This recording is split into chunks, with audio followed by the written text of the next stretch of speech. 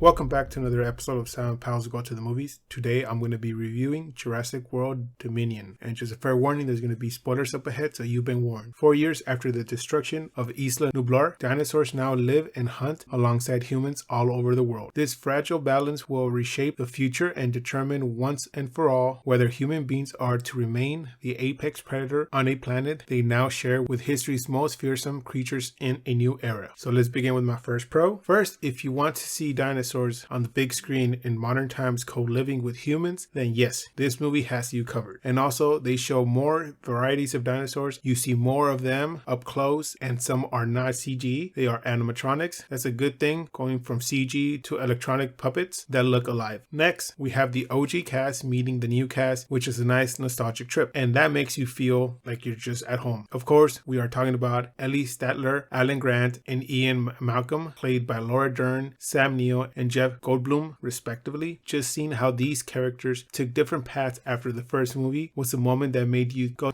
okay, so this is how things turned out after all. And then having them come together and meet the new generation, quote unquote, basically was a nice thing to see on screen. Next is the music. It really did surprise me when I heard different music, but it felt right for the scene. Some parts asked for action music, other parts asked for dramatic music, and guess what? The movie did deliver on that without taking over the scenes with the music. I even stayed after the movie, not because there was a post-credit scene, but because the music was very nice to hear once again, and it actually made you feel that sense they were trying to convey. Now moving on to my cons. First is the story. So we know that this movie has two different stories, one that follows the OG cast and the other one that follows the newer cast, but the way they came together was like two semis being forced to merge on the same road. It was kind of rough. I felt that the OG cast was more into the science during all this franchise, trying to get information and fight off dinosaurs or evade them, while they trying to stop corporations from using the DNA to create more dinosaurs. While the new cast was trying really hard to bring this element sort of like the Mission Impossible Bourne Identity with a lot of action scenes and fighting scenes. I mean, take Owen, played by Chris Pratt. He was riding a bike through the city just like Tom Cruise does in the Mission Impossible movies. And Claire, played by Bryce Dallas Howard, and Kayla, played by DeWanda Wise, were driving a truck through the city while avoiding dinosaurs. Also, I don't know why Kayla gave me this Baloo vibe from Tailspin. Maybe it was because the plane she flew was the same type in Tailspin, or maybe the jacket she was wearing gave me the same similarities with Baloo, or it was her saying she only flew cargo for money, just like Baloo did at the beginning of Tailspin. Or you know what? Maybe it's just me. I've been watching too much Disney Plus. But bottom line was that this movie felt like it was 2 or 3 stories being forced, and I mean really forced, to merge together into one by the end, and it was just like a wreck on the road. Like I said, there are some parts that I felt I wanted them to focus more, but they kind of skipped over them. For example, the opening about how the dinosaurs had gotten all over the world and they'd been sighted alongside humans in cities out in the wild. This made it seem like it would be some development, especially since we saw some of the scenes where the dinosaurs got loose in Malta and they were eating humans on the street. You would think there was some part of the government or military that would say, hey, this is bad, we should stop it, we should investigate what's going on, who's doing this, especially since we see there's a part of the government that's kind of want to be involved with dinosaurs, but we never see how they clean it up. We just see the dinosaurs on the loose. And now, especially the character Dr. Wu, he had a limited screen time, and I felt that it would be a battle between him and Lewis Dodgson. Some people may have forgotten about him from the first movie until they saw the shaving cream can close at the end, but it would have been really nice if Dr. Wu would have had a bigger stance or part in the movie, and for him to be the voice of reason now. Yes, before he was the guy that was kind of the evil one, but now he came around and he's rethinking his stance. So it would have been better if he would have taken a stance against Dodgson. Next point, using too many similar scenes like the original movie just for nostalgia factor, all the way from Malcolm using the fire like a flare just like in the first movie to get the dinosaurs' attention, or the vehicles tipping over with Macy and the OG cast in it like the first movie when Alan was in the car with the kids, or the car flipping over and being spun around by dinosaurs, or maybe how about Lewis Dodgson dying just like Nedry dies in the first original movie. All these things were similar, but I really felt that they were just put in there so people would be like, hey, yeah, that reminds me of that, or deep down it would just automatically incite nostalgia. The same thing when the T-Rex always crosses through a circle, it just to illustrate the logo. I mean, it's trying too hard to do things. I wanted a more original concept. Yes, have them running from dinosaurs, just how Owen and Carla did after the plane crashed, and for the dinosaurs to show a new skill that they didn't know about, surprising them and surprising us at the same time, something that would make us jump out of our seats, just like the original movie did. Do something that would close these two trilogies together with the big bang. The film felt like it was two big dinosaurs butting heads through the whole movie and forcing themselves to get along at the end. And throughout the film, there's concepts and ideas that are not really quite explained, but they are just to progress the story. And yes, there is some gems that I would have wanted them to explain or develop more, but the movie just kept on going like it didn't have time for this while it wasted more time on other stuff that didn't make sense. So my final grade for the movie is going to be a 6.5 out of 10. And the biggest fault of the movie was that the story never quite developed. And when it was getting to that point that it needed the story to develop, they said, hey, screw it, just add some more dinosaurs on the screen and no one's going to notice. Don't get me wrong, the dinosaurs are the best part of the movie, but I also want there to be a good story to go along. For a franchise that started with an amazing movie to close this chapter with a less than overwhelming film kind of really let me down. So that does it for this review of Jurassic World Dominion. Please join us next time where we are going to review The Black Phone.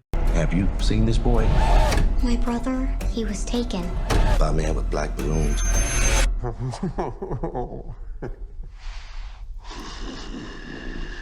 Please like, comment, and subscribe. You can find our social media links below. And like always, keep watching movies.